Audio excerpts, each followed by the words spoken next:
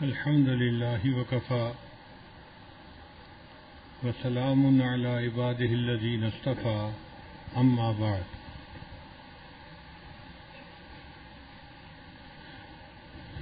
امام اعظم ابو حنیفہ رحمۃ اللہ علیہ کے بیٹے تھے. ان کا نام انہوں نے حماد رکھا تھا اپنے استاد کے نام پر. تو انہوں نے اپنے بیٹے کو 20 نصیحتیں فرمائیں.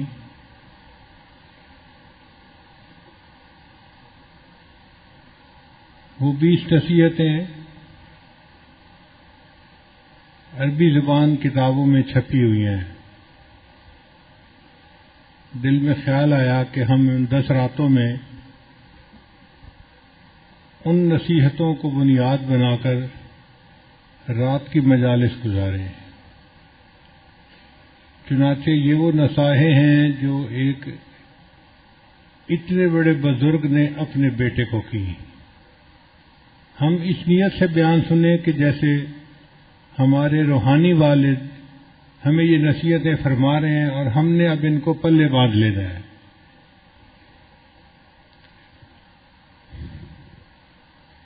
پہلی بات جو انہوں نے بیٹے کو کہی وہ فرمائی مراعات التقوی بحفظ جوارح کا من المعاصی. تم تقوی کی رعایت کرنا اپنے اعضاء کو گناہوں سے بچا کر خوفا من اللہ تعالی اللہ کے خوف کی وجہ سے. یعنی گناہوں سے جو بچنا ہے وہ مال کے نقصان کی وجہ سے یا دنیا کی ذلت کی وجہ سے نہیں، اللہ کے خوف کی وجہ سے بچنا ہے. والقیام بأوامرہ عبودیۃ اللہ تعالی، اور اللہ کے احکام پر پابندی کرنا اس کی بندگی کی نیت سے. ثواب تو ملے گا ہی صحیح، نیت ثواب کی نہ رکھنا. نیت یہ کرنا کہ میں نے اللہ کی بندگی کرنی ہے، یہ میرا مقصد ہے. اب اس پر وہ ثواب عطا فرما دے تو شہنشاہ ہے، اس کی مہربانی ہے. ویسے سچی بات تو یہ ہے کہ غلام کو اپنی مزدوری پر اجرت مانگنے کی اجازت نہیں ہوتی. وہ تو ہے ہی غلام. غلام نہیں اجرت مانگ سکتا، مزدور اجرت مانگتا ہے. اور ہم تو اللہ کے غلام نہیں، اللہ کے بندے ہیں، غلام سے بھی ایک درجہ نیچے. ہم اپنی عبادت کے کس طرح اللہ سے اجر کا سوال کر سکتے ہیں؟ جب پیدا اللہ نے کیا، جب توفیق اللہ نے دی، جب طاقت اللہ نے دی، جب سب کچھ اللہ نے دیا، تو پھر ہم نے جو کچھ کیا اس پر ہم اجرت مانگنے کے اہل کیسے بن سکتے ہیں؟ مگر اللہ مہربان ہے، وہ بندے کی محنت کو ضائع نہیں کرتے. بندے کی جیسی بھی عبادت ہو اس پر اجر عطا فرما دیتے ہیں. تو گناہوں سے بچنا اللہ کے ڈر کی وجہ سے اور اللہ کی بندگی کرنا اللہ کی فرما برداری کی نیت سے. جنت محلات اور حورے یہ تو ہوتا رہے گا، اس کی نیت مت کرے بندہ. تو یہ پہلی نصیحت تھی.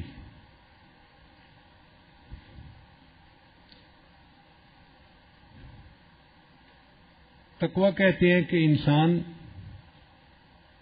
اپنے آپ کو گناہوں سے بچائے. حضرت کعب رضی اللہ عنہ ایک صحابی تھے. ان سے عمر رضی اللہ عنہ نے ایک مرتبہ پوچھا کہ تقویٰ کسے کہتے ہیں؟ انہوں نے فرمایا کہ آپ کبھی خاردار راستے میں چلے ہیں، یعنی جہاں جھاڑیوں کانٹوں والی. جی چلتا ہوں. کیسے چلتے ہیں؟ اپنے کپڑوں کو بچا کے سمیٹ کے کہ میرا کپڑا کسی کانٹے دار ٹہنی میں الجھ نہ جائے. انہوں نے فرمایا اسی کا نام تقویٰ ہے کہ انسان زندگی اتنے احتیاط سے گزارے کہ اس کا دامن کسی گناہ میں الجھ نہ جائے. اس کو تقویٰ کہتے ہیں. حلال جو ہے وہ بھی واضح ہے اور حرام بھی واضح ہے. درمیان میں کچھ چیزیں ہوتی ہیں جو مشتبہات ہوتی ہیں، شبہ ہوتا ہے ان میں. اس سے بھی جو بچے کہ گناہ نہ ہو جائے وہ متقی بندہ کہلاتا ہے. تو احتیاط کے ساتھ زندگی گزارنے کو تقویٰ کہتے ہیں.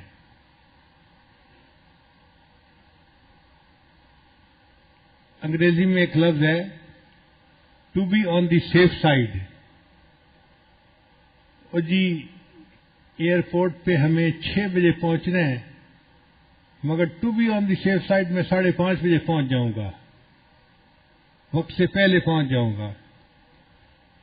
یہ جو لوگوں کا ایک ہوتا ہے نا ایٹیچیوڈ کہ وقت سے پہلے پہنچ جانا، احتیاط کرنا، شریعت کے اوپر اس طرح احتیاط کے ساتھ چلنے کا نام تقویٰ ہے کہ انسان ایسی زندگی گزارے کہ گناہ سے دور بھاگے، جہاں شبہ ہو گناہ کا اس سے بھی بچ جائے. اور اس کے بڑے برکات ہیں. ہمارے اکابر اتنا اس کا خیال کرتے تھے کہ ایک علاقہ تھا جہاں پر لوگ اپنی بیٹیوں کو وراثت میں زمین نہیں دیا کرتے تھے. دیہاتوں میں یہ گناہ بہت عام ہے. ماں باپ جو ہیں وہ اپنے بیٹوں میں زمین تقسیم کر دیتے ہیں، بیٹیوں کو نہیں دیتے، حالانکہ وراثت میں تو ان کا حق ہوتا ہے. اور بچیاں ہوتی ہیں وہ خاموش ہو جاتی ہیں، کہتی کچھ نہیں ہے، مگر ان کی ہارٹ برننگ تو ہو رہی ہوتی ہے، دل آزاری تو ہو رہی ہوتی ہے. تو اس علاقے میں وہ اپنی بیٹیوں میں وراثت کی تقسیم زمین نہیں کیا کرتے تھے، تو بزرگ اس علاقے کی سبزی نہیں کھایا کرتے تھے. جب اس شہر کا نام آتا تھا کہ یہ فلاں شہر کی سبزی ہے تو وہ سبزی کو کھانے سے انکار کر دیتے تھے کہ نہیں، یہ سبزی اس زمین میں اگی ہے کہ جس کی تقسیم شریعت کے مطابق نہیں ہوئی، ہم یہ سبزی استعمال نہیں کریں گے. اتنی احتیاط کرتے تھے. امام اعظم ابو حنیفہ رحمۃ اللہ کے پاس ایک شخص آیا، حضرت میری بکری گم ہو گئی. تو امام صاحب نے پوچھا کہ اچھا بتاؤ بکری کی عمر کتنی ہوتی ہے؟ اس نے کہا جی 5-6 سال ہوتی ہے. تو 5-6 سال اس نے عمر بتائی. تو حضرت نے 5-6 سال کے لیے بازار سے بکری کا گوشت خرید کر کھانا چھوڑ دیا. ممکن ہے یہ چوری کی بکری ہو اور اس کو گوشت سمجھ دیا جا رہا ہو. اتنی احتیاط تھی.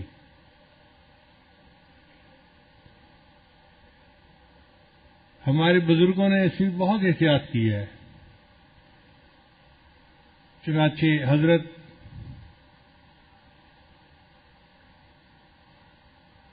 مظہر جانا رحمت اللہ علیہ بہت صاحب کشف بزرگ تھے. کھانے پینے میں بہت احتیاط فرماتے تھے.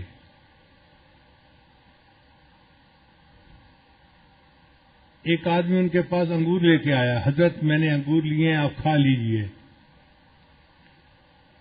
انہوں نے انگور لیا، اپنے منہ کے قریب لے گئے اور پھر واپس رکھ دیا. اس نے کہا کہ حضرت کھا نہیں رہے. پر میں کیسے کھاؤں، اس میں سے تو مجھے مردوں کی بو آ رہی ہے. یعنی انگوروں میں سے مردوں کی بو آ رہی ہے. وہ شخص بڑا حیران ہوا. واپس اس دکاندار کے پاس گیا جس سے انگور خریدے تھے. اس سے کہا کہ بتاؤ بھائی یہ انگور تم نے کہاں خریدے ہیں؟ اس نے کہا ایک بندہ آتا ہے ہر ہفتے مجھے انگور دے کے جاتا ہے. جب اس بندے کی تحقیق کی گئی، اس نے قبرستان کی زمین پر کھجوروں کے پودے لگائے ہوئے تھے. ان انگوروں کے پودوں سے جو پھل نکلا، ان کو پھل سے پتہ چل گیا کہ اس میں سے مردوں کی بو آ رہی ہے. ہمارے قریب کے زمانے میں حضرت مولانا احمد علی لاہوری رحمۃ اللہ علیہ ایسے ہی صاحب کشف بزرگ تھے. فرمایا کرتے تھے کوئی بندہ 40 دن میرے پاس رہے اور جو چیز میں بتاؤں وہ کھائے، ہر چیز نہ کھائے، جو چیز میں بتاؤں وہ کھائے، 40 دن کے بعد بھی اس کا دل نہ جاگے تو میرا نام بدل دینا. اور لوگ بہت مرتبہ ان کو آزماتے تھے. ہمارے بزرگوں میں سے حضرت خواجہ عبد المالک صدیقی رحمۃ اللہ علیہ بھی ایسے ہی صاحب کشف بزرگ تھے. چنانچہ کئی لوگوں نے ان کا امتحان لیا، مرغ مسلم بنائے مشتبہ مال کے، اور دال بنائی یا سبزی بنائی جو بالکل بے ذائقہ سی تھی اور وہ حلال مال کی، اور اتنے کھانے دسترخوان پر رکھ دیے کہ دیکھتے ہیں حضرت کیا کھاتے ہیں. حضرت دسترخوان پر بیٹھے تو جو حلال مال سے کھانا بنا تھا صرف وہی کھایا اور اٹھ گئے، اس کے علاوہ کچھ نہیں کھایا.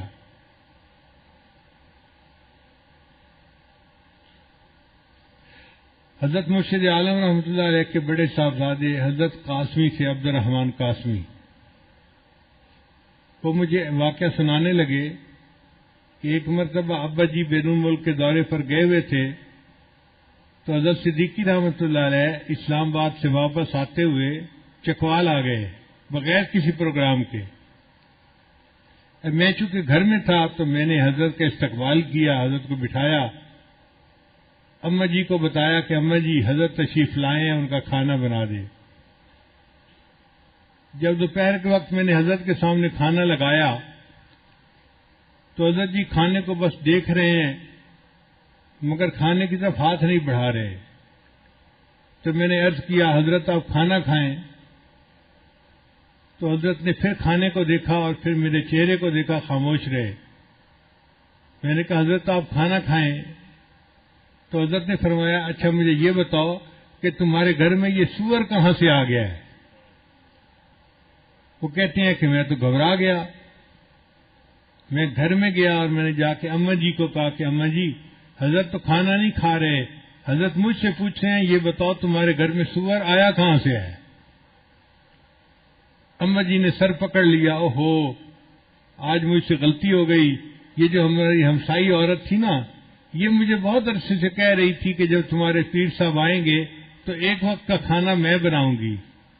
تو مروت میں آ کے میں نے اسے کہہ دیا تھا کہ آج کا کھانا تم بنانا، یہ کھانا ہمارے گھر میں نہیں پکا، ان کے گھر سے پکا ہے. اور اس کے والد، اس کے جو ہسبینڈ تھے وہ اسکول میں ٹیچر تھے، مگر اس نے جو بینک میں اکاؤنٹ کھولا ہوا تھا نا اس میں تھوڑا سود شامل ہو جاتا تھا. ایک ہوتا ہے کرنٹ اکاؤنٹ، ایک ہوتا ہے سیونگ اکاؤنٹ.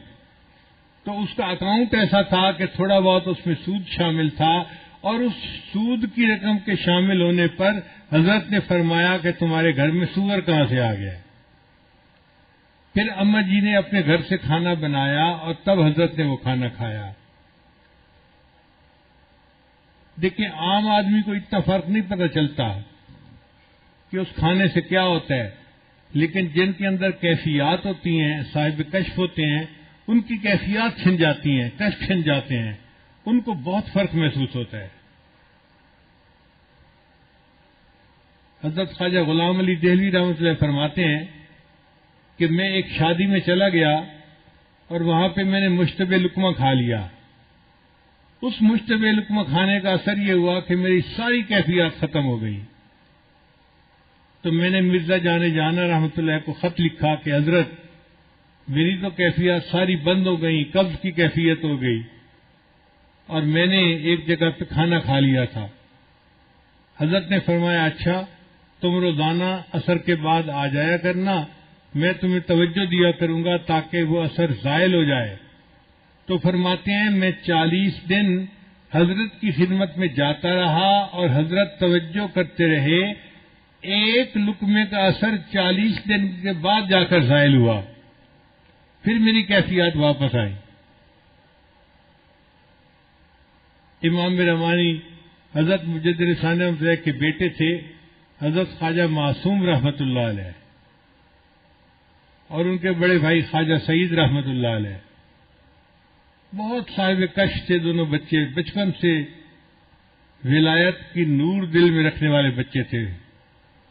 جیسے کہتے ہیں نا کہ پیدائشی ولی، تو خواجہ معصوم رحمۃ اللہ پیدائشی ولی تھے. حضرت مجدوب رحمۃ اللہ کو، حضرت مجد ثانی رحمۃ اللہ کو پہلے ہی اللہ نے بتا دیا تھا الہام کر کے، ہم تمہیں ایسا بیٹا عطا کریں گے جو زندگی بھر کبیرہ گناہ کا ارتکاب نہیں کرے گا.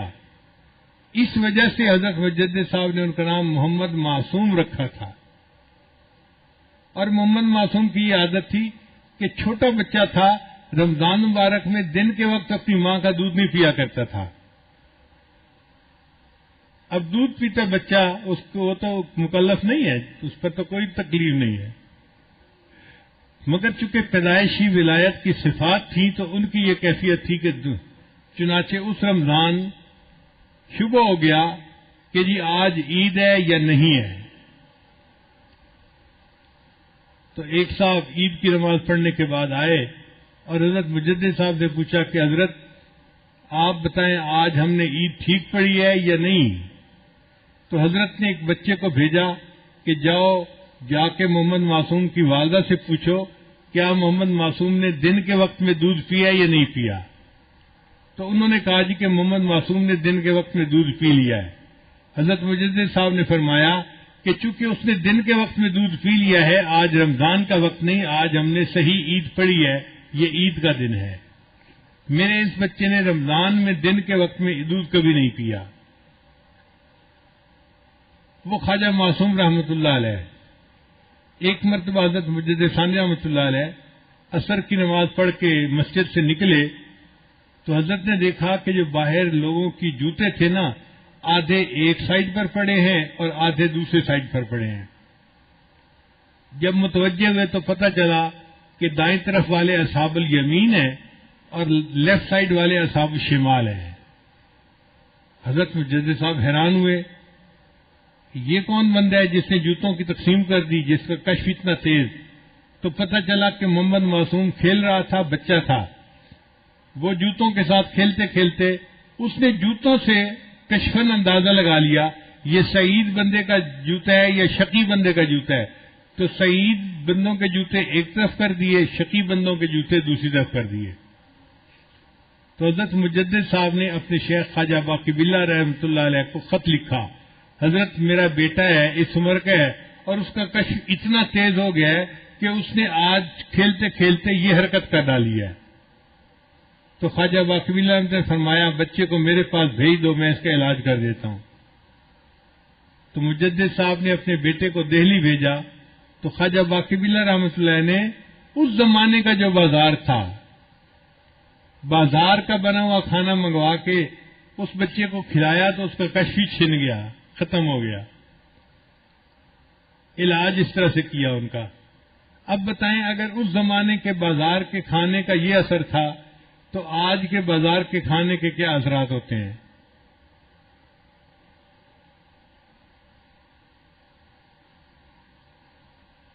اسی لیے تو بہت سارے سالکین پر اثرات مرتب نہیں ہوتے. ان کو شام کا کھانا باہر کھانے کی عادت ہوتی ہے، آج اس کارنر سے کھانا کھائیں گے، آج اس کارنر سے کھانا کھائیں گے، بس وہ کھانے ہی کھاتے رہتے ہیں، پھر کیفیات ان کو نصیب نہیں ہوتی. کوئی مسافر ہو، کوئی مجبور ہو، وہ کھائے تو اللہ تعالیٰ اس کو بچا بھی لیں گے، محفوظ فرما لیں گے. لیکن عادتاً گھر میں کھانا نہ بنانا اور باہر سے لے کے کھانا کھانا یہ کوئی اچھی عادت نہیں ہے.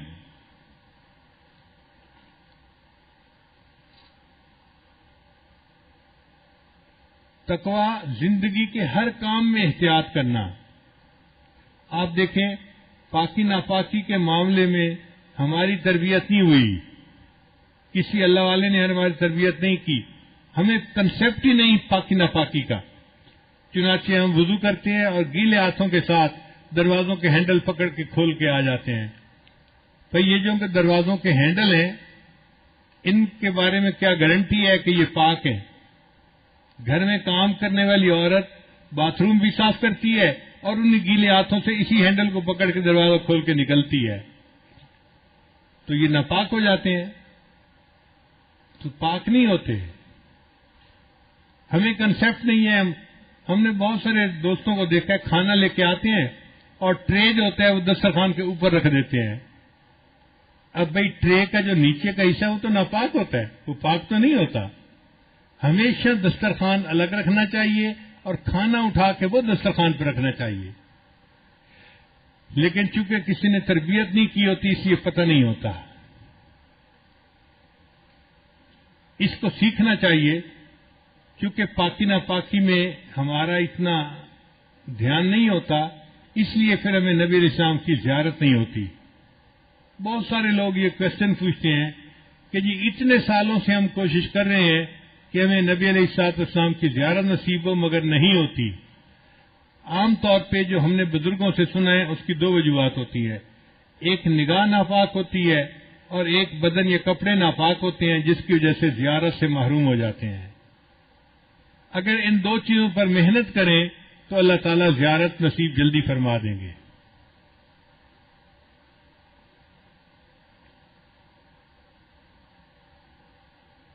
نگاہ کا بہت زیادہ پرہیز کریں۔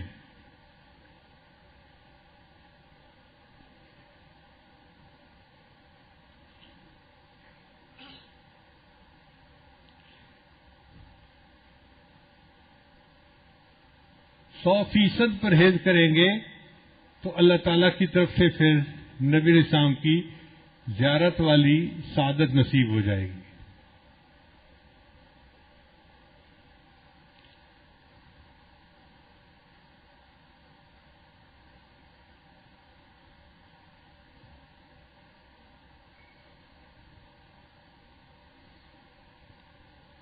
میرے والدین چونکہ شروع سے ہی نیکی کی زندگی گزارنے والے تھے، تو میں نے تذکرۃ الاولیاء کتاب 5ویں کلاس میں پڑھی تھی۔ 5ویں کلاس کے بچے کو تو ابھی کنسیپٹ بھی نہیں ہوتا، مگر مجھے والد صاحب نے وہ کتاب لا کر دی کہیں سے، تو میں نے اس میں اللہ والوں کے واقعات پڑھے تو دل میں بڑا شوق ہوا کہ مجھے بھی اس لائن پہ چلنا ہے اور اللہ والوں کی لائن پہ آگے بڑھنا ہے۔ پھر اس میں ایک کتاب میں نے پڑھا کہ نگاہ کا بہت پرہیز کرنا چاہیے، تو چھوٹی عمر میں ابھی میں بالغ نہیں ہوا تھا، اس عمر سے ہی نگاہ کا پرہیز شروع کر دیا۔ بہت بچتا تھا، بہت نگاہ کو بچاتا تھا، اور مجھے اس زمانے میں اپنی والدہ سے ڈانٹ بھی بہت پڑتی تھی۔ ہر دوسرے تیسرے دن کوئی محلے کی آنٹی آتی اور میری والدہ کو کہتی تیرا بیٹا جا رہا تھا، اسے تو ہمیں سلام بھی نہیں کیا، یہ تو ہمیں اپنی خالہ ہی نہیں سمجھتا۔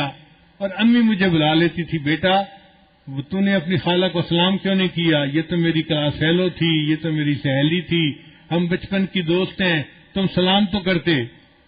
اور مجھے پتہ بھی نہیں ہوتا تھا کہ یہ آنٹی کہاں گزری تھی اور کہاں اس کو سلام کرنا تھا۔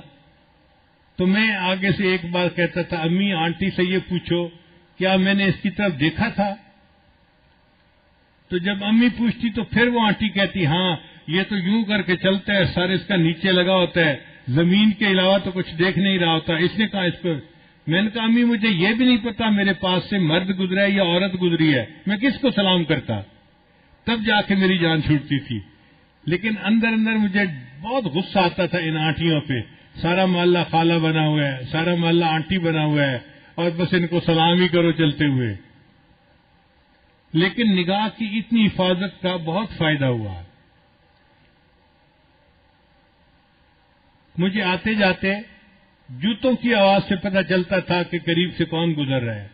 عام طور پہ مردوں کے جوتوں کی آواز اور ہوتی ہے اور عورتوں کے جوتوں کی آواز ڈفرینٹ ہوتی ہے، اس سے اندازہ ہو جاتا تھا کہ قریب سے گزرا کون ہے، ورنہ کپڑا بھی نہیں دیکھتے تھے کہ قریب گزرنے والا کون تھا۔ اتنی نظر کی حفاظت کرنی ہوتی تھی۔ اس پر اللہ رب العزت نے پھر جو مہربانیاں کی وہ اب کیا بتائیں آپ کو۔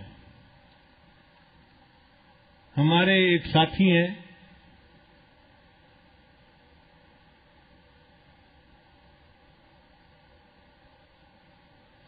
لاہور کے،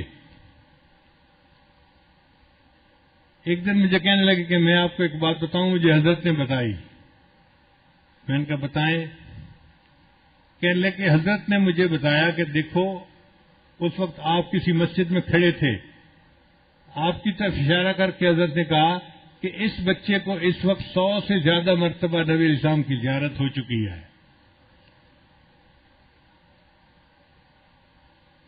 میں سن کے حیران ہو گیا، اور حیرت مجھے اس کی تھی کہ پتہ اس کو کیسے چلا۔ اس نے کہا جی کہ مجھے حضرت نے یہ بات بتائی تھی، شیخ نے یہ بات بتائی تھی۔ تو نگاہ کی حفاظت کا پھر یہ فائدہ ہوا کہ اللہ تعالیٰ نے 30 سال کی عمر سے پہلے 100 سے زیادہ مرتبہ نبی شام کی زیارت نصیب فرما دی. اور یہ کوئی ایسی چیز نہیں ہے جو ناممکن ہے. آپ آج اس کی پابندی کریں اور چند دنوں میں اس کی برکت اپنی زندگی میں خود دیکھیں. مگر غیر محرم کو نہ چلتے ہوئے دیکھیں، نہ ٹی وی اسکرین پہ دیکھیں، نہ سیل فون پہ دیکھیں، نہ تصویروں میں دیکھیں، نہ ناول میں دیکھیں، بس دیکھنا ہی نہیں. نگاہ کو پاک کر لیں اور کھانے کے لقمے کو جو ہے نا وہ احتیاط کریں اور اپنے جسم اور کپڑوں کی پاکی کا خیال رکھیں. جسم کی پاکی یا کپڑوں کی پاکی، اس میں بہت زیادہ غلطیاں ہوتی ہیں جس کی وجہ سے کپڑے صحیح پاک نہیں ہوتے. مثال کے طور پہ جو کپڑے دھوبی سے دھل کے آتے ہیں، کون گارنٹی کرتا ہے کہ وہ 100% پاک ہے؟ گمان ہی ہے نا، ہم گمان ہی کر سکتے ہیں نا کہ پاک ہیں. فتویٰ میں وہ پاک ہے لیکن اس پہ کوئی یقین سے تو نہیں کہہ سکتا. اسی لیے جو لوگ چاہتے ہیں کہ ہمیں نبی اسلام کی زیارت نصیب ہو، وہ اپنے کپڑوں کو گھر میں دھلوائیں اور گھر کی عورتیں جو کپڑے دھوتے ہوئے تماشے کرتی ہیں کبھی وہ دیکھا کریں. اب تو چلو واشنگ مشینیں آ گئی ہیں، ان واشنگ مشینوں میں کپڑے صحیح پاک ہو جاتے ہیں. مشین خود اسے دھوتی ہے، خود نچوڑتی ہے اور پھر خود اس کو ڈرائی کر کے باہر نکال دیتی ہے. گھر میں ہمیشہ ایسی مشین رکھیں، عورت کو نچوڑنا نہ پڑے. عورتوں کو اگر پانی نچوڑنا پڑتا ہے تو یہ کبھی پانی صحیح طرح نہیں نچوڑتی، یہ کپڑا دھوتی ہیں اور بس تھوڑا سا پانی جو ہے نا نکال کے اس پہ چھوڑ دیتی ہیں، باقی پھر کپڑے نکالتی ہیں تو پانی وہاں ٹپک رہا ہوتا ہے. تو جب پانی نہیں نکالا گیا تو پاک کیسے ہوا کپڑا؟ تو کپڑوں کے پاک ہونے پہ توجہ کریں گھر کی عورتیں خاص طور پر. اور اس کا بہترین طریقہ یہی ہے کہ ایسی مشین ہو کہ جو خود 3 مرتبہ اس کو دھوئے اور پانی بدلے اور پھر اس کو ڈرائی کر کے باہر نکالے، تاکہ صرف اس کو استری کر دیا جائے اور پہن لیا جائے. اور استری کرتے ہوئے بھی عورتوں کی عادت ہوتی ہے کہ پانی ڈالتی ہیں اس کے اوپر تاکہ کپڑا ذرا سیدھا ہو جائے. اور وہ جو استری کے لیے پانی فوار ڈالتی ہیں نا، وہ پانی بھی پتہ نہیں کہاں سے بھر کے لاتی ہیں اور کون بھر کے لاتا ہے. اس کی بھی احتیاط کریں کہ وہ بالکل پاک ہو پانی. کپڑوں کی حفاظت کریں گے کہ بالکل پاک ہوں تو اس کے اثرات مرتب ہوں گے. کھانا بھی گھر میں بنے تو بالکل پاک. بازار کے کھانوں سے ایسے بچیں جیسے بیمار آدمی کو کسی نقصان دہ کھانے سے بچایا جاتا ہے.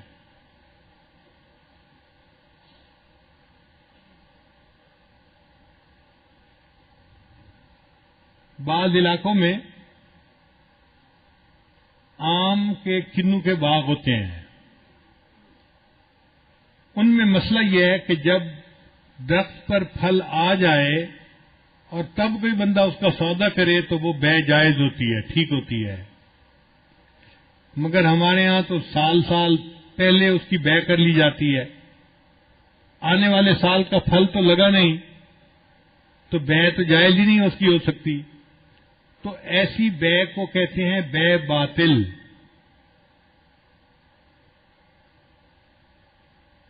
بے باطل ہوتی ہے.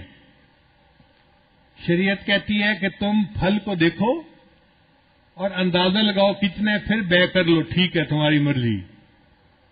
لیکن جب پھل آیا ہی نہیں تو ہو سکتا ہے کہ تم سمجھو کہ ₹1,00,000 کا پھل لگے گا اور وہ لگے 10,000 کا، تو ٹھیکے والے کا تو نقصان ہو گیا نا. یا بیچنے والا 10,000 میں ٹھیکہ دے دے اور ₹1,00,000 کا پھل لگے تو بیچنے والے کا نقصان ہو گیا. جہاں خریدنے اور بیچنے والے کا بہت زیادہ نقصان ہو جاتا ہے، شریعت ایسی بے کی پھر اجازت نہیں دیتی. اس کو بے باطل کہتے ہیں. اس کا حل بھی علماء نے بتایا ہے. علماء نے کہا ہے کہ تم باغ ٹھیکے پہ نہ لیا کرو، زمین ٹھیکے پہ لے لو. میں نے جی زمین ٹھیکے پہ لی ہے. اب زمین میں سے جو فائدہ نکلے گا وہ تمہارا ہے، تھوڑا نکلے تو بھی، زیادہ نکلے تو بھی. تو بے باطل ہی ختم ہو گئی. مگر دیہاتی لوگ مسائل کا خیال نہیں رکھتے. جس چیز کو وہ حلال طریقے سے کر سکتے ہیں وہ بھی نہیں کرتے، اور اسی طرح 10-10 سال کا ٹھیکہ دے دیا جاتا ہے، تو اکثر دیکھا گیا آم، کنو وغیرہ کے باغات کی بے باطل ہوتی ہے۔ اب وہ بے باطل کے پھل جو بندہ کھائے گا اس پر روحانی طور پہ اثر ہوگا۔ اگر صاحب کشف ہے تو اس کا کشف چھن جائے گا، صاحب کیفیات ہے تو کیفیت چھن جائے گی۔ تو ہمارے اکابرین پھر ایسے پھل نہیں کھایا کرتے تھے۔ اب کتنا مشکل ہے کہ آم کے پھل نہ کھائے بندہ، کنو کا پھل نہ کھائے بندہ۔ اگر آم آپ نہیں کھائیں گے تو اچار بھی نہیں کھا سکتے، چونکہ اچار میں بھی آم ہوتا ہے اور وہ بھی اسی باغ سے آیا ہوا ہوتا ہے۔ تو کئی چیزیں پھر چھوڑنی پڑ جاتی ہیں، مگر اللہ کی رضا کے لیے جو بچنے والے ہیں وہ پھر سب چیزیں چھوڑ دیتے ہیں۔ ہمیں سلوک کی ابتدا میں ہمارے بڑوں نے سکھایا تھا کہ پھل نہیں کھانے، تو ہم بالکل نہیں کھاتے تھے۔ ہمارا ایک دوست تھا عربی، اس کا نام تھا احمد خشان، وہ ہمارے ساتھ رہتا تھا، تو ہم نے اس کو بھی عادت ڈال دی تھی کہ پھل بالکل نہیں کھانے، وہ بیچارہ بھی نہیں کھاتا تھا۔ اللہ کی شان، ایک دن وہ ایک پروفیسر کے گھر گیا اور پروفیسر کے گھر میں کنو کا درخت لگا ہوا تھا، تو پروفیسر نے اس کو ایک کنو توڑ کے دیا کہ یہ میرے گھر کا درخت ہے اور اس کا پھل ہے تو آپ لے جاؤ۔ تو اس نے سوچا اچھا یہ تو بڑا اچھا تحفہ ہے، میں اپنے دوست کو جا کے دوں گا۔ اب وہ اس کنو کو لے کے میرے پاس آیا، بھاگتا ہوا میرا نام لے رہا ہے۔ میں نے پوچھا کیا ہوا خیریت تو ہے؟ کہتا آئی ہے براٹ حلال کنو فار یو، میں آپ کے لیے حلال کنو لے کے آیا ہوں۔ بھئی کنو تو حلال ہی ہوتا ہے لیکن اس کی بے ٹھیک نہیں ہوتی، تو اس نے اس ٹھیک چیز کو حلال کنو کا نام تھا۔ پھر کئی سالوں کے بعد ہم نے کنو کا مزہ چکھا کہ کنو کیا ہوتا ہے۔ تو سالوں قربانیاں دینی پڑتی ہیں، پھر جا کے نتیجے مرتب ہوتے ہیں۔ یہ ایسی بات نہیں ہے کہ ہم کھانے پینے میں، معاملات میں، نگاہوں میں اپنی من مرضی کرتے پھریں اور پھر اس بات کی بھی توقع رکھیں کہ ہمیں ہر ہفتے یا ہر دوسرے دن نبی علیہ السلام کی زیارت بھی نصیب ہو جائے۔ تقوی اختیار کرنا پڑتا ہے۔ جب تک تقوی اختیار نہیں کریں گے ولایت کے میدان میں آگے نہیں بڑھ سکیں گے۔ اللہ فرماتے ہیں ان اولیاءہ الا المتقون، اللہ کے ولی وہی ہوتے ہیں جو متقی لوگ ہوتے ہیں۔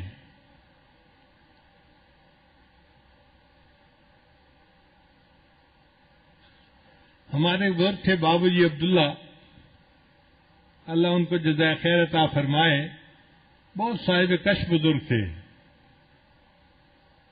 مجھے کئی دن ان کی خدمت میں رہنے کا موقع ملا۔ وہ صرف دہی کھاتے تھے اور روٹی کھاتے تھے، دہی کے ساتھ روٹی، باقی سالن کھاتے عادتاً نہیں کھاتے تھے کہ میں کہیں جاؤں گا تو پتہ نہیں کہاں کا سالن بنا ہوگا، کہاں کا گوشت ہوگا، تو دہی سے روٹی کھا لیتے تھے۔ مگر اللہ نے ان کو کشف ایسا دیا تھا کہ جو بندہ سامنے آ جاتا تھا اس کی اسی وقت سکیننگ ہو جاتی تھی۔ ایک دفعہ میں یونیورسٹی کے 32 لڑکوں کو لے کے ان کے پاس گیا، ملاقات ہوئی تو میں نے ان سے عرض کیا کہ حضرت 32 لڑکے میرے ساتھ آئے ہیں اور آپ سے دعا کے طلبگار ہیں۔ فرمانے لگے ان کو کہو ایک ایک کر کے میرے سامنے آئے۔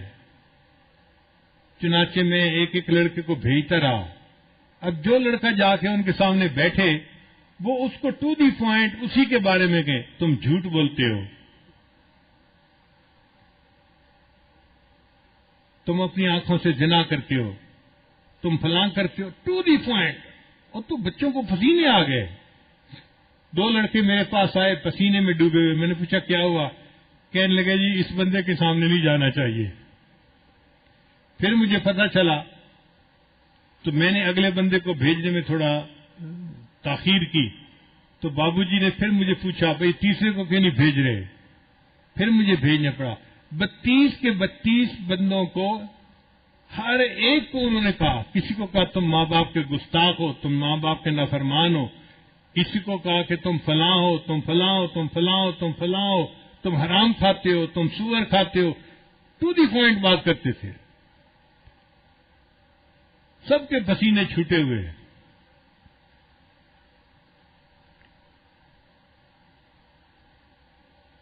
جب 32 بچے ہو گئے تو پھر اخیر پہ بابو جی نے مجھے فرمایا تم بھی آؤ میرے پاس.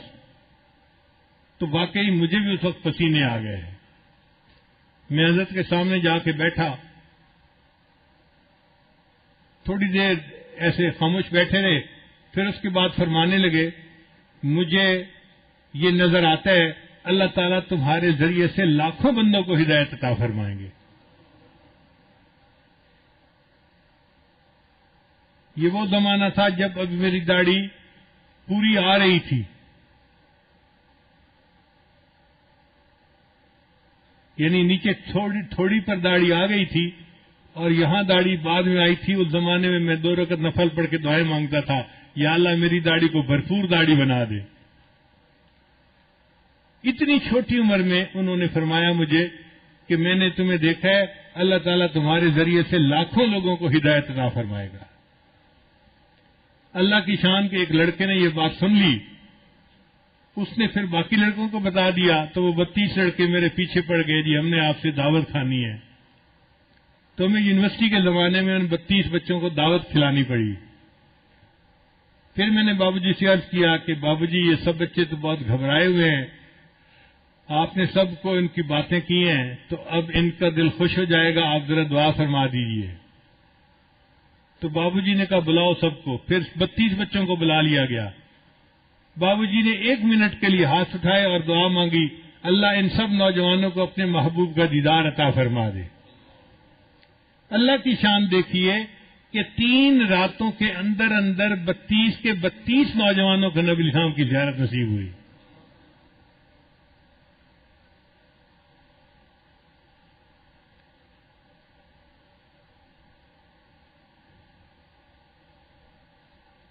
ولایت کبریٰ کے مقام کے بزرگ تھے اور مستجاب الدعوات تھے, اور ان کی زندگی میں جو تقویٰ دیکھا تو حیرانی ہوتی تھی.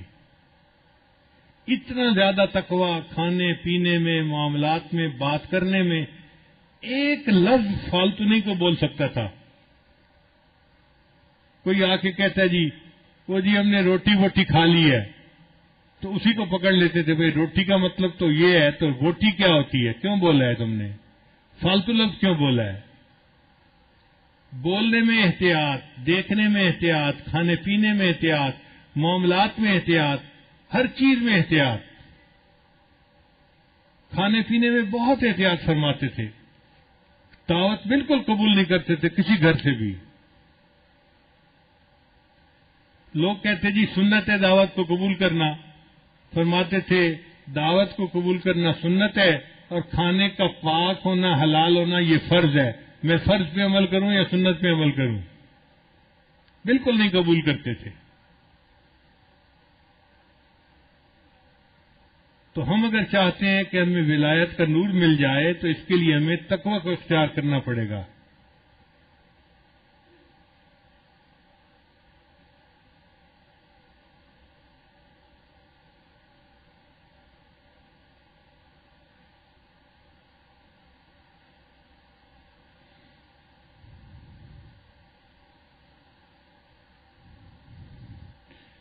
میں نے ایک مرتبہ بابو جی سے پوچھا کہ بابو جی جتنی احتیاط آپ کرتے ہیں کھانے پینے میں, اتنی احتیاط ہم تو نہیں کر سکتے.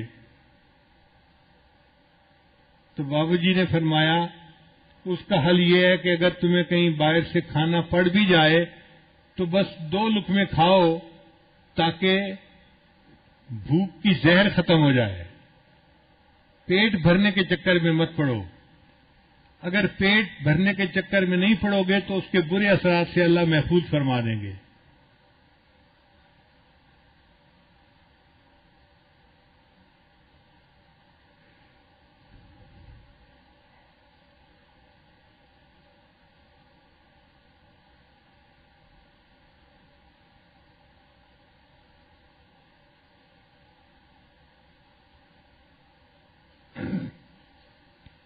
ذنون وصری رحمۃ اللہ سے کسی نے پوچھا حضرت تقویٰ کسے کہتے ہیں؟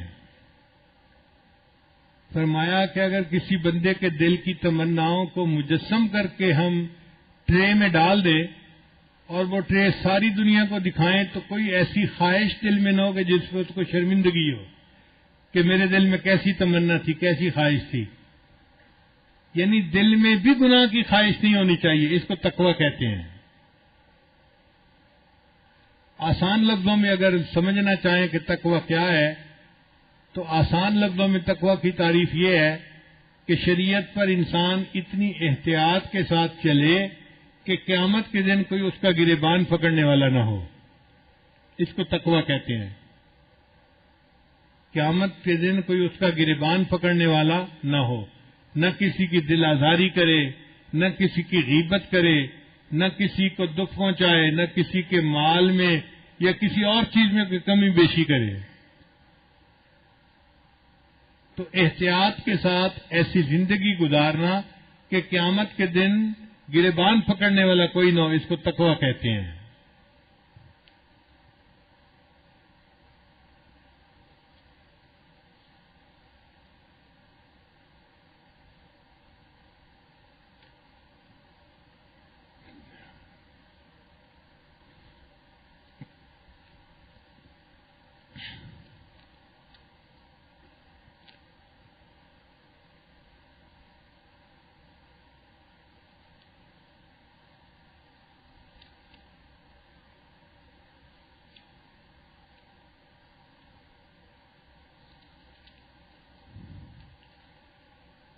تقویٰ پر دنیا اور آخرت کی کیا نعمتیں ملتی ہیں.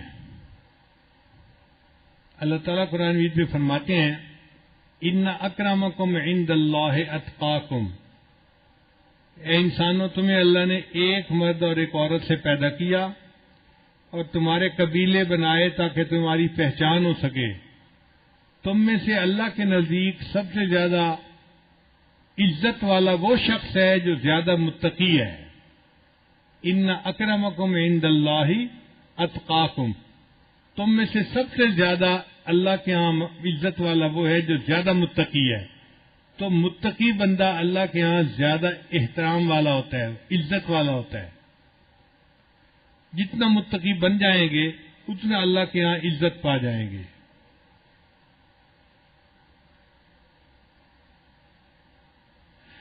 پھر جو متقی بندہ ہوتا ہے اس کو اللہ علم عطا فرما دیتا ہے. اللہ فرماتے ہیں واتقوا اللہ، اور اللہ سے ڈرو، وَيُعَلِّمُكُمُ اللَّهُ، اللہ تمہیں علم عطا کرے گا. تو تقوی والے بندے کے سینے کو اللہ علم سے بھر دیتے ہیں. اللہ اس کو علم کے اندر گہرائی عطا فرما دیتے ہیں. پھر اللہ تعالیٰ بندے کو نور عطا فرما دیتے ہیں جو اچھے اور برے کے درمیان تمیز کر لیتا ہے.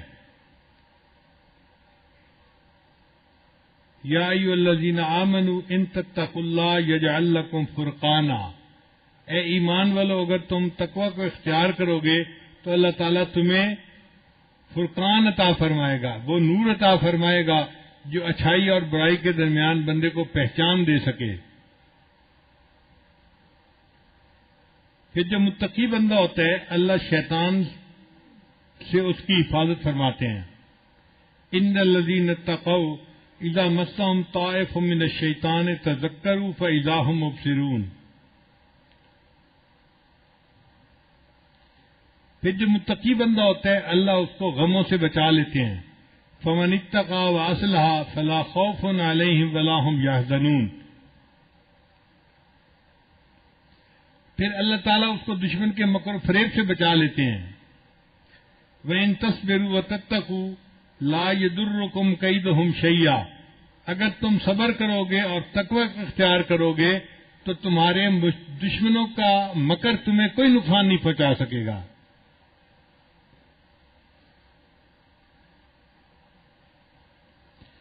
پھر اللہ تعالیٰ متقی بندے کے لیے ہر دشواری میں نجات کا راستہ نکال دیتے ہیں.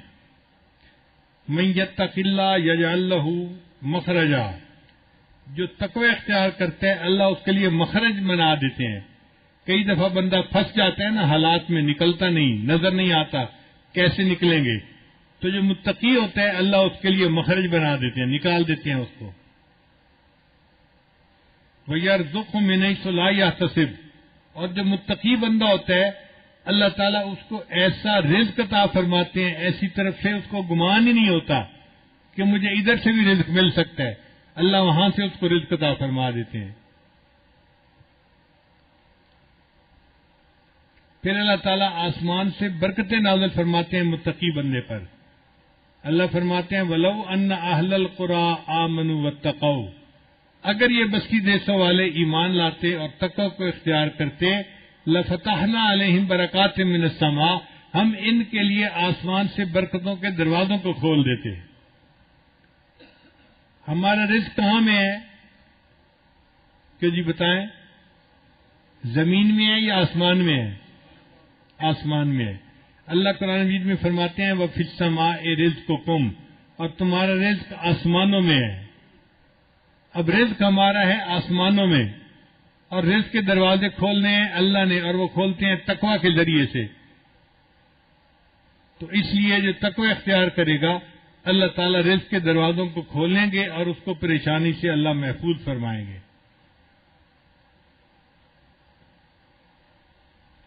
وَمَن يَتَّقِ اللَّهَ يَجْعَل لَّهُ مِنْ أَمْرِهِ يُسْرًا، اور جو تقوی اختیار کرتے ہیں اللہ تعالیٰ اس کے کاموں میں آسانیاں پیدا فرما دیتے ہیں۔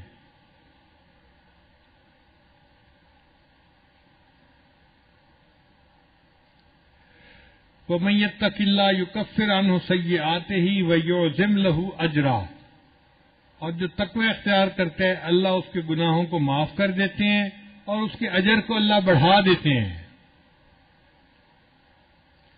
فَاتَّقُوا اللَّهَ يَا أُولِي الْأَلْبَابِ لَعَلَّكُمْ تُفْلِحُونَ، اے عقل والو تقوی کو اختیار کرو تاکہ اللہ تعالیٰ تمہیں فلاح عطا فرمائے۔ فلاح کہتے ہیں ایسی کامیابی جس کے بعد ناکامی نہ ہو، ایسی عزت جس کے بعد ذلت نہ ہو، اللہ کا ایسا قرب جس کے بعد دوری نہ ہو، اس کو فلاح کہتے ہیں، اور یہ فلاح بندے کو تقوی سے نصیب ہوتی ہے۔ پھر ان اللہ یحب المتقین، اللہ تعالیٰ متقی بندے سے محبت فرماتے ہیں۔ جو تقوی اختیار کرے گا اللہ اس کو محبت کی نظر سے دیکھیں گے۔ انما یتقبل اللہ من المتقین، اللہ تعالیٰ متقیوں ہی کی اعمال کو قبول فرماتے ہیں۔ جو متقی بندہ ہوتا ہے اس کے عمل اللہ قبول فرما لیتے ہیں، اور جو غیر محتاط ہوتا ہے اس کے عمل اللہ قبول نہیں فرماتے۔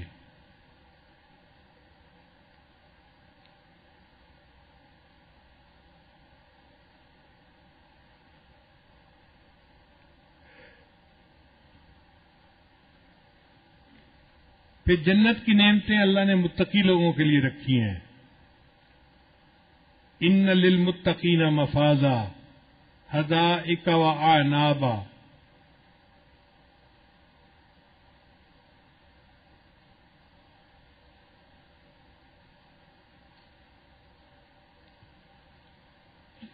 پھر متقی بندے ہوں گے کہ جن کو اللہ تعالیٰ جنت میں اپنی مجلس عطا فرمائیں گے۔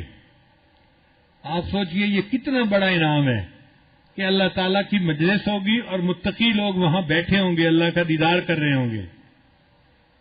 ان المتقین فی جنات و نہر فی مقعد صدق عند ملیک مقتدر، اس اللہ احکم الحاکمین کی مجلس میں متقی لوگ بیٹھے ہوں گے۔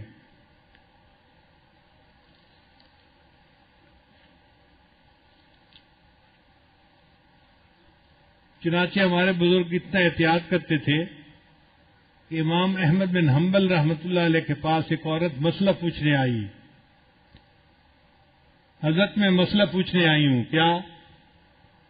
میں رات کے وقت اپنی چھت کے اوپر بیٹھی سوت کاٹ رہی تھی، تو بادشاہ گزرا گلی میں سے اور اس کے ساتھ لوگ تھے جنہوں نے لالٹین پکڑے ہوئے تھے، تو بادشاہ کا پیسہ تھا اور اس کی روشنی تھی۔ اب روشنی پہلے کی نسبت تیز ہو گئی، میں نے کام بند نہیں کیا، میں کام کرتی رہی۔ پھر بعد میں مجھے خیال آیا کہ میں نے تو کچھ سوت کاتا ہے اور اس میں بادشاہ کی روشنی سے فائدہ بھی میں نے اٹھایا ہے۔ اب مسئلہ یہ پوچھنے آئی ہوں کہ جو سوت روشنی کے اندر کاتا وہ حرام ہے یا پورا سوت حرام ہو گیا؟ مجھے یہ بتائیے کہ پورا سود حرام ہو گیا جو پوری رات میں کاتا ہے، یا جو تھوڑا سا میں نے اس وقت میں کاتا تھا وہ حرام ہو گیا؟ تو امام احمد حنبل رحمۃ اللہ نے اسے فرمایا ہاں تو نے جو پوری رات میں کاتا وہ تیرے لیے جائز نہیں ہے۔ تو وہ عورت چلی گئی کہ ٹھیک ہے میں اس کو صدقہ کر دوں گی، استعمال نہیں کروں گی۔ اب امام صاحب کے بیٹے نے بھی مسئلہ سنا، وہ بڑا حیران ہوا، ابو جی آپ نے یہ کیسا جواب دیا؟ اس عورت کا اپنا سود تھا اور اس کا مال تھا، حلال مال تھا، وہ کاٹ رہی تھی تو وہ اس کے لیے حرام کیسے ہو گیا؟ تو امام احمد بن حنبل رحمۃ اللہ نے فرمایا کہ تمہیں کیا پتا کہ یہ عورت کون ہے؟ تم جاؤ اور پتہ کرو یہ کس گھر کی عورت ہے، پھر میں بتاؤں گا کہ میں نے اس کو کیوں ایسا جواب دیا۔ چنانچہ جب وہ گئے تو انہیں پتہ چلا کہ وہ عورت جو تھی وہ بشر حافی رحمۃ اللہ علیہ کی بہن تھی۔ اس نے آ کے بتایا تو امام صاحب نے کہا کہ دیکھو وہ اتنے متقی بزرگ کی بہن ہے اور وہ خود بھی متقیہ ہے، اس متقیہ عورت کو میں نے یہ مسئلہ بتایا کہ تم نے جو روشنی کے اندر سود کاتا وہ حرام تھا اور اس کی وجہ سے سارا ہی استعمال نہ کرو تو زیادہ بہتر ہے، اس لیے میں نے جواب ایسا دیا۔ ایک وقت میں عورتوں کے اندر اتنا تقوی ہوتا تھا، آج کوئی خیال کرتا ہے اس کا؟ تو تقوی کہتے ہیں احتیاط کے ساتھ زندگی گزارنا تاکہ انسان گناہوں سے بچ سکے، اور جو بندہ چھوٹے چھوٹے گناہوں سے بچنے کی کوشش کرتا ہے اسی کو اللہ بڑے گناہوں سے بچنے کی توفیق عطا فرما دیتے ہیں، اور جس کو جرأت ہو گناہوں کی تو پھر اس کو ولایت کا نور کہاں ملے گا؟ اب اس کا حل کیا ہے؟ اس کا حل یہ ہے کہ ہم ایک مرتبہ پھر توبہ کریں اور اللہ کے سامنے وعدہ کریں کہ یا اللہ آئندہ ہم احتیاط کی زندگی گزاریں گے، گناہوں سے بچیں گے اور معصیت سے خالی زندگی گزارنے کی کوشش کریں گے، اس میں تو ہماری مدد فرما، ہمارے لیے گناہوں سے بچنا آسان فرما۔ اللہ کے لیے گناہوں سے بچانا کوئی مشکل کام نہیں ہے۔ حضرت سید وہاب حسین شاہ رحمۃ اللہ نے ایک مرتبہ فرمایا مجھے کہ جو لوگ فسق و فجور میں پڑے ہوتے ہیں اگر ان کو خواب میں نبی اسلام کی زیارت نصیب بھی ہو جائے تو ان کو چہرہ انور نظر نہیں آتا۔ میں نے پوچھا حضرت ایسا کیوں ہوتا ہے؟ فرمانے لگے وہ جو گناہ ہوتے ہیں ان گناہوں کی وجہ سے ان کی نظر کے اوپر حجاب آ جاتا ہے، وہ چہرے انور کو نہیں دیکھ سکتے، بس خواب میں محسوس ہوتا ہے کہ زیارت ہوئی مگر چہرے انور کا دیدار نصیب نہیں ہوتا۔ دیدار کرنے کے لیے نگاہ کا پاک ہونا ضروری ہے۔ تو اس لیے ہزاروں مرتبہ درود شریف پڑھنے کی بجائے جو اصل عمل ہے اس کو کریں، نگاہوں کو پاک کریں، جھوٹ سے زبان کو پاک کریں، اپنے کپڑوں کو پاک رکھیں، کھانے کو پاک رکھیں، نیت کو پاک رکھیں، معاملات کو پاک رکھیں۔ جتنا یہ پاکی بڑھتی جائے گی اتنا نبی علیہ السلام کی زیارت کا نصیب ہونا زیادہ ہوتا چلا جائے گا۔ اس تجربے کو آپ کریں، انشاءاللہ اس کی برکتیں اپنی آنکھوں سے دیکھیں گے۔ ہمیں اللہ تعالیٰ اپنے متقی بندوں میں شامل فرمائے اور جو زندگی کے دن باقی ہیں تقوی اور احتیاط کے ساتھ گزارنے کی توفیق عطا فرمائے۔ وآخر دعوانا ان الحمد للہ رب العالمین۔ عطا فرمائے وآخر دعوانا ان الحمد للہ رب العالمین۔ عطا فرمائے وآخر دعوانا ان الحمد للہ رب العالمین۔ عطا فرمائے وآخر دعوانا